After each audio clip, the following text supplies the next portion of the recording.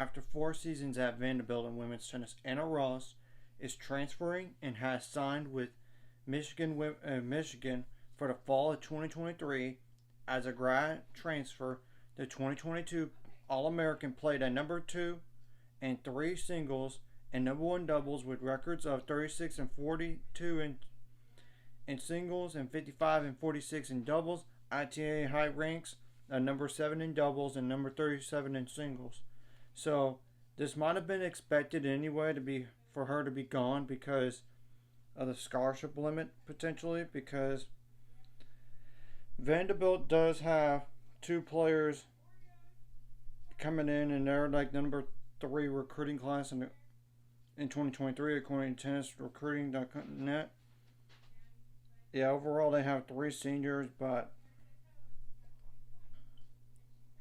I'm pretty sure Marcella Cruz is gone, but I know that Vanderbilt last year was 17 and 13 overall, 7 and 8 in the SEC.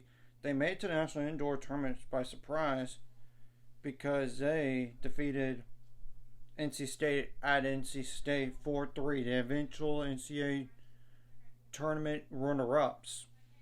That was a surprise loss for NC State right there. But they kind of turned it down a little bit, and they barely lost, not really barely lost in the round of 32, but like 4-2 to Ohio State at Ohio State. And that was a Sweet 16 team, so not a terrible loss by any means. And I want to try to look at the stats for this past year. Marcella Cruz might not have played a lot anyway. She only played like 10 tool matches, period, and completed. So that was probably expected for her to be gone. So, yeah, and the other senior was like Dasha Korkina. Kourkina.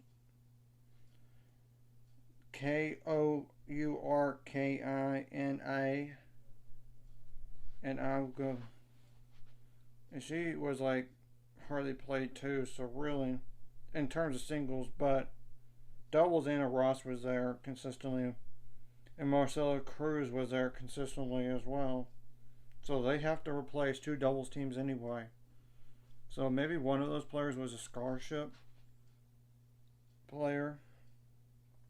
So in total they have, assuming nobody else leaves, because besides the seniors, 1, 2, 3, 4, 5, 6, 7, 8, 9. Yeah. They might be over the limit they might be right at the limit for scholarships, and that's why she left. Because that is a thing still. Because COVID years after next season in 2024, they're done. Unless you're an Ivy League player and you couldn't play in spring 2021 or enrolled in 2020 in terms of the fall and couldn't play in 2021. So yeah, you still have that as well. Besides, like, they don't have redshirt years for those Ivy League schools, and same thing goes for military schools on no red shirts. So in terms of Michigan side of things, first of all, they only lose just 2 players, and that's really Andrea Sundon and Nicole Hammond. But Hammond hardly played in singles in her career. Played in singles this year, so yeah, not lost there. It's more like Sundon, yeah. But even then, it doesn't hurt. And I mean, they're going to bring back the majority of the team, and they even have the number 13 recruiting class in the nation with 2 players. 2 5-stars. So yeah, they're really loaded for next year, as you could tell. So in terms of number of players for next year, assuming nobody else leaves, of course, 1, 2, 6, 7, 8, 9.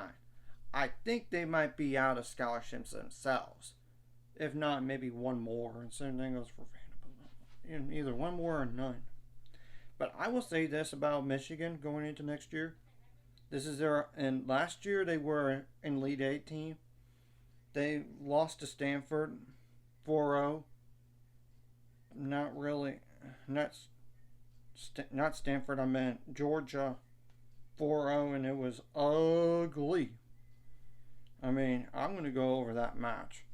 And Michigan had one of the better seasons they ever. They had one of the better seasons they ever had. They lost to Georgia, like I said, 4-0, but they lost doubles point, and they did lose one in terms of first sets. All six first sets. Yeah, doubles and six first sets. Yeah, you're not gonna win after losing the doubles point like that. So yeah, and yeah, like this ended the second most like wins they ever had this year, and they were 25-4 overall. They won the Big Ten, and they were undefeated with an amassing 11-0 record. And not only that, they won the Tournament too. I mean, well, Vanderbilt didn't win the SEC tournament because they fell short to A&M in the second day of the SEC tournament in the quarters, and it was not close, 4-1. And this is their prime opportunity for Michigan side of things, especially when you have no more COVID years left. And you have 1, 2, 3, 4 4 upcoming seniors. Yeah, that's kind of a huge deal because, first of all, your court one is going to be a senior next year. And even the number 2 player is going to be a senior next year. So your top 2 are seniors. Your number 3, Joy Fliegner, that's a sophomore. She's going to be a junior next year.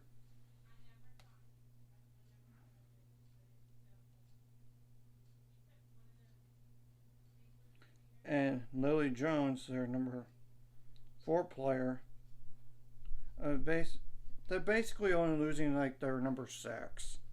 That's it. I mean, your number 4 and Lily Jones, like, she is a freshman this past year, so she's going to be a sophomore next year. And then